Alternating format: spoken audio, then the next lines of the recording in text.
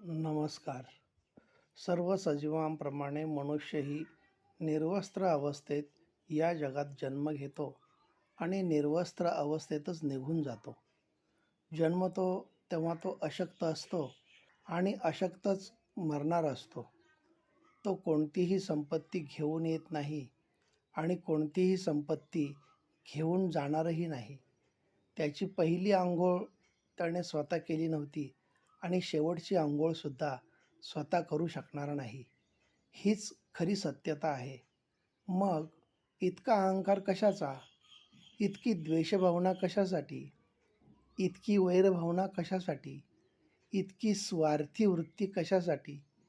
या पृथ्वीवर आपला वेळ खूपच मर्यादित आहे आणि मनुष्य तो वेळ अर्थहीन गोष्टींमध्ये वाया घालवतो.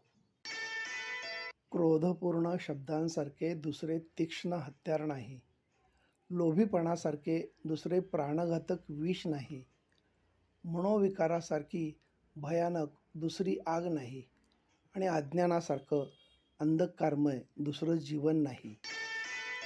शब्द जपून ठेवतात गोड आठवणी. शब्दामुळेच तरळते कधीतरी डोळ्यात पाणी. म्हणूनच जो जीभ जिंकेल तो मन जिंकेल आणि जो मन जिंकेल तो जग जिंकेल.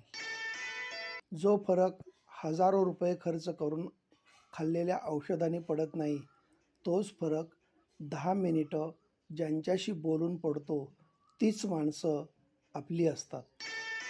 बुद्धीचा वापर करणाऱ्यांपेक्षा मनाचा वापर करणारे लोक चांगले असतात. कारण बुद्धीचा वापर करणारे आधी स्वतःचा विचार करतात, पण मनाचा वापर करणारे लोक मात्र आधी दुसऱ्यांचा विचार करतात. हुनर होगा तो दुनिया खुद कद्र करेगी. एडिया उठाने से किरदार ऊंचे नहीं होते.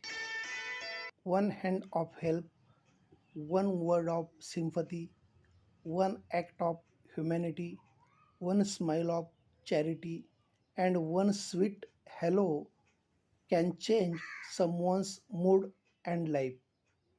धन्यवाद.